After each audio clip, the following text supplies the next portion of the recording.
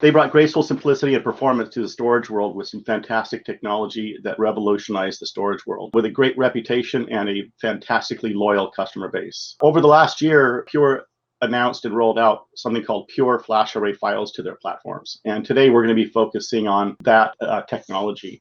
And we're going to focus on a use case where Komprise integrates with Pure FlashArray files. This is going to be a demonstration, folks. So there is a little gear icon in the bottom right-hand side. So make sure you click the gear icon in the right-hand corner of your video player and adjust it so that you have the best quality graphics for the demo. Today, we're really fortunate to have Steve Moore. He's our Pure Storage specialist here at Komprise. He's done a lot of work with the Pure Storage engineering folks. And what we're going to be focusing on today is Pure FlashArray files, and specifically systems replication. So we're going to show how to set up asynchronous replication with Pure FlashArray files. We're going to demonstrate how to start and run a replication. And then what happens if there's a failover that's needed. We're going to demonstrate a failover and then a failback. So Steve, let's show everybody what you look like here, and then we'll go right into the demo. Hey, good day, Randy. Good day. So anyway, having a cup of coffee with my friend Stevie. Yes, and that bright shirt, is that warming your coffee for you? Oh yeah, I'm a big fan of orange, so I figured I would wear my Pure Storage brand colors today. So there you go. Well, cool. Let's hop into it. So for today, we're going to go through a bit of a demo, as Randy mentioned. We're going to show you the screens and the interface for that, and I'll show you that in just a minute. But before we jump in, it kind of helps to understand a little bit about the context of the replication and what we're doing. As Randy mentioned, we've been working with Pure for quite some time, and we've been a major migration tool for them for a couple of years now. And over the years, we came into a situation where they needed to be able to get data to a third site. And so we set up migration forever type operation, and we're able to do that. So we're able to move information from the one site to the other. They did that with their tools, and then we did it to the third site. But out of that conversation came, as FlashArray files came along, was could we handle doing a replication for them? And that's a little different from a migration in that a replication, you want to be able to have a recovery point in time. So with that, we needed to incorporate some software to take a snapshot of the FlashArray file system, and then to be able to move that point in time copy over to the other. And another thing that's a little different from standard migration is that ability to bring the end users over to the other system, let them work from that system should there be something wrong in the main site, and then be able to migrate that data back over to the site. So we added that in as well. So that's just a couple of things that makes replication a little different from migration. Migration, you're moving data over. Typically, once it's over there, you're kind of done and you move on to the next project. But replication is a continuing process, and it's a continuing way. And we also need to be able to move users over if you have to because of a failure, and be able to move them back. Now, in our little demo environment, what you're going to see is we've set up a source system. That's a FlashArray file system with a couple of shares on it, just to keep it short and simple. And as we do replication over to the other system, we ask for a destination system and some destination shares. And a way for us to always keep the viable recovery copy, we use two shares on the destination side, and we ping pong between them. That way, we always have a golden recovery image out there in one of those two directories while we're making adjustments for what's changed recently to the other one. So you'll see that as well, and you'll see that in our setup. So speaking of our setup, let's just go over and take a look at that. So this is the dashboard for Komprise. And inside here, you can come in and designate file systems to take a look at. And it's as simple as just coming along and saying add file server, come down to the FlashArray file services, designate the system, give us a little token to log in. This gives us that ability to do that CLI, to take those snapshots, that point in time image of them.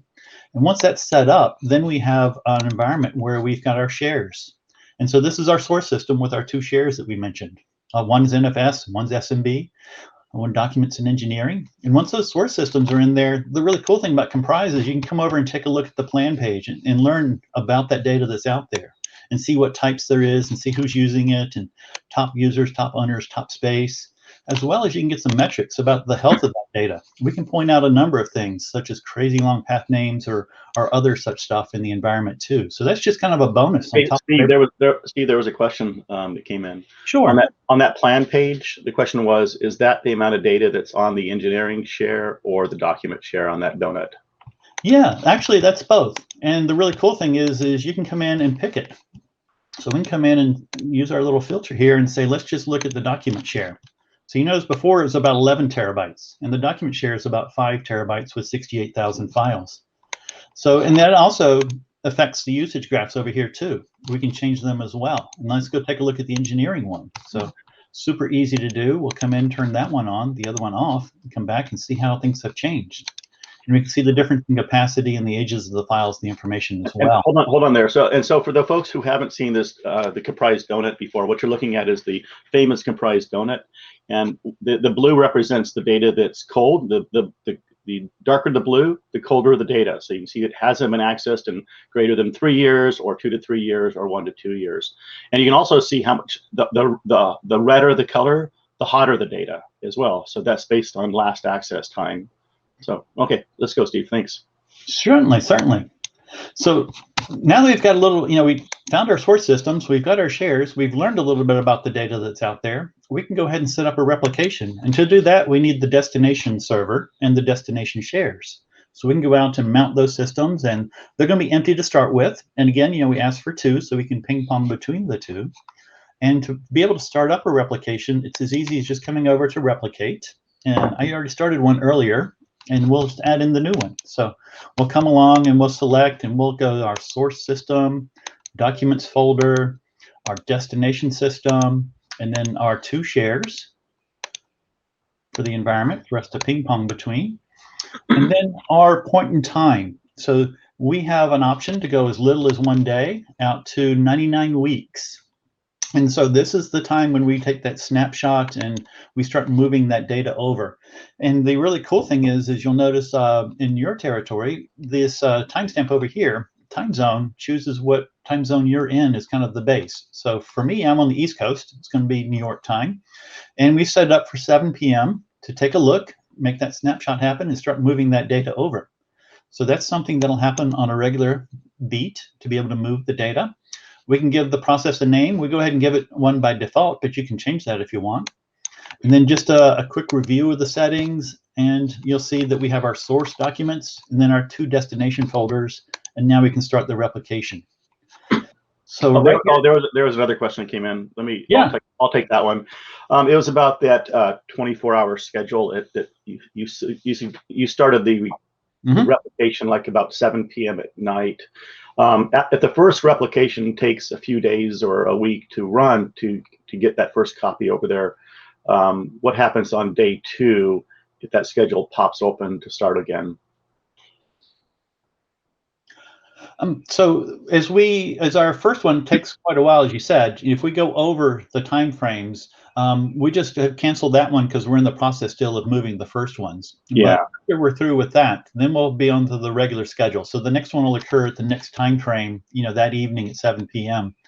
As you see over here, the next one's scheduled for 7 p.m. on 5/19. Yeah. So if the replication is running when the next schedule is supposed to start, the next schedule doesn't start. The first one continues till it's finished.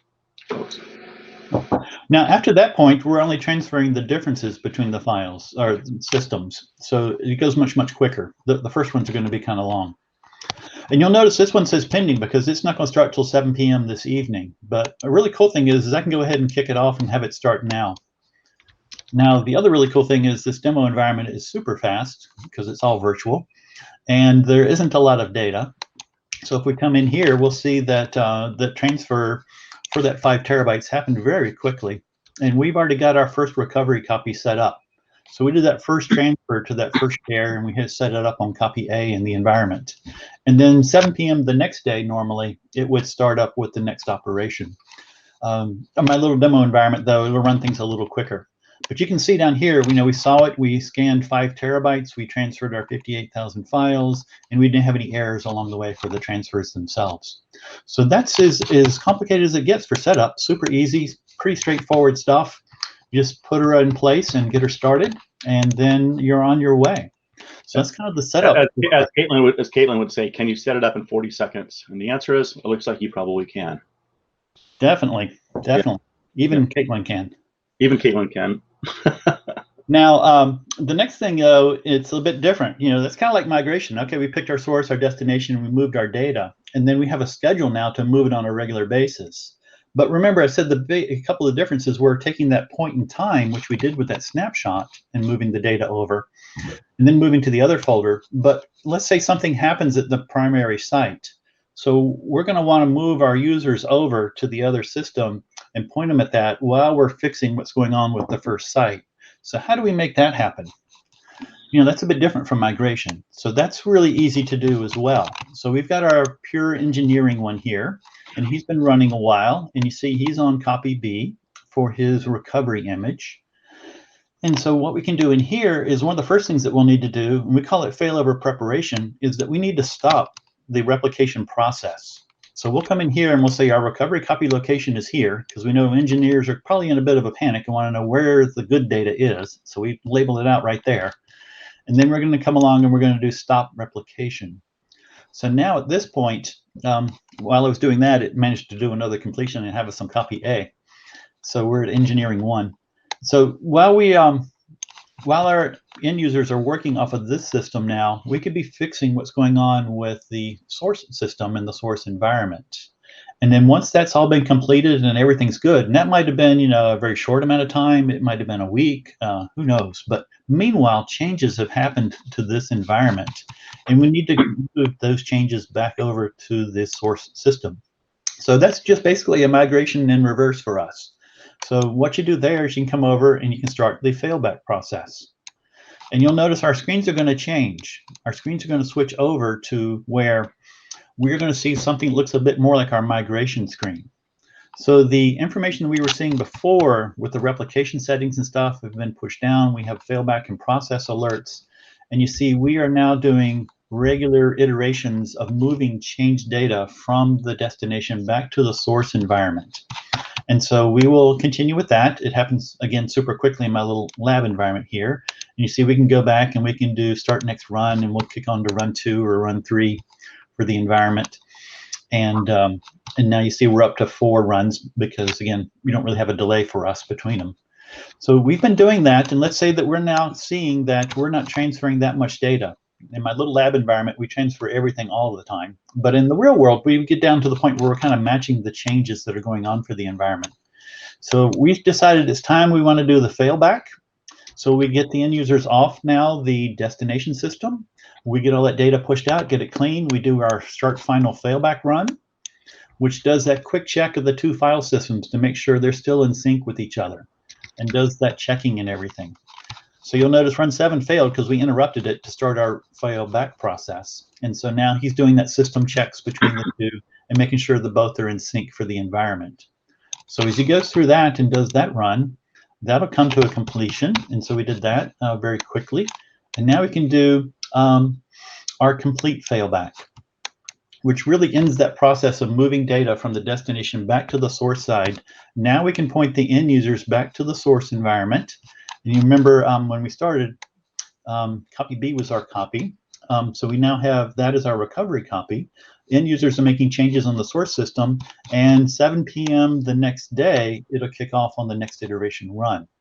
Or we can go ahead and start the next run if we wanted to right now as well. So we have a lot of flexibility for that, and we have the whole mechanism built in so that when we do fail end users over to the destination system, we can capture those changes. Then we can move those changes back to the source environment, point the end users back over here, and restore the whole replication process all through these screens quite easily. And then all that is logged and tracked in various reports that we can print out for you guys as well. So you see the overall process is really pretty easy to work with. And again, it just takes putting Komprise in the middle, and Komprise is not very difficult, just a couple of observers and proxies and our little cloud director here. And we can get up and running in as fast as a half an hour, and then go right into doing replications if we'd like as well. Question, Steve. Is it licensed by capacity like our other products? I'll let you cover that one. Yeah, this is a product that we built for Pure. So it's in the Pure price book today, and it's a Pure license. And it's not licensed by capacity. It's licensed for the source file array itself. Not by shares or anything like that. It's for the entire array, and it's for that array to be able to send data over to another array for the environment. So that would be one license. So main site, destination site, we're moving data one way. Sometimes customers want to move data, crosswise, from the destination. They have some different ones that they want to replicate back to the primary. Then that would be two different source systems in the environment. So that would be two licenses. And again, you get all that from Pure. Yeah, so if they had a Pure FlashArray files and they're replicating 10 different shares to 10 different sites, is that one license or is that 10 licenses? We don't have a way of breaking them out to different sites from one system just yet, a fan-out type mechanism. So it's more of a one-to-one model today. That is, the fan-out is on the roadmap to do. Yep. So we would be one system over to one system. But so 10 shares going from site A to site B, that's one license, right? Yep. Well, great. Another question was, Randy, I apologize, thinking through that question a little bit further. The destination shares, remember, we need two of them. So the two of them need to be in the same array. So let me amend my answer. So like our engineering transfers over to the destination with the engineering with two folders. We're not able to split those folders to different arrays, but the documents could be going to a different flash array with the two document folders in that one. I apologize for the confusion there. Okay, cool. And analytics is part of this, right? Analytics is a part of it. So yes, the license that you're getting from Pure includes our plan page to be able to see the analytics, the usage information, the metrics information. And you can even do some cost modeling for some other things as well. And then there's the replicate page. And then all this is a part of the product. Should the customer want to see or do more, we can turn on more features as well. Just work with your Komprise team. Once this is installed for asynchronous replication, if Pure Storage's customer wants to do some sort of archiving to the cloud or things like that, that's all within this functionality, folks. Who do I need to contact for more help? That was another question. So there you go. You can contact me. I'm Randy Hopkins. You can contact Steve Moore. You can contact Pure Storage. There's a couple of blogs. We've had a long, solid relationship with Pure Storage for a very long time. You can find out what we're doing there with a couple of URL points there. And there's my email address and Steve's email address. But anybody at Pure, anybody at Komprise, reach out to them. They know who to come to here at Komprise for more information. And Randy, this was just a quick snippet and a quick view into the environment, but online, I believe on YouTube and Komprise site as well, you'll find a much longer video presentation on live data showing you the actual transfers and data sets and things like that for it too. So we have more information available around replication that's accessible too. All right. Well, the goal here is to keep it short, keep it sweet, keep it technical, demonstrate a use case. You did exactly that, Mr. Moore. Thank you so much for this. So let's go ahead and call it a wrap unless you have anything else that you want to add. Not for me. Thank you very much. Bye-bye. Thanks, everybody. Have a great productive week, and we'll see you out there. Take care.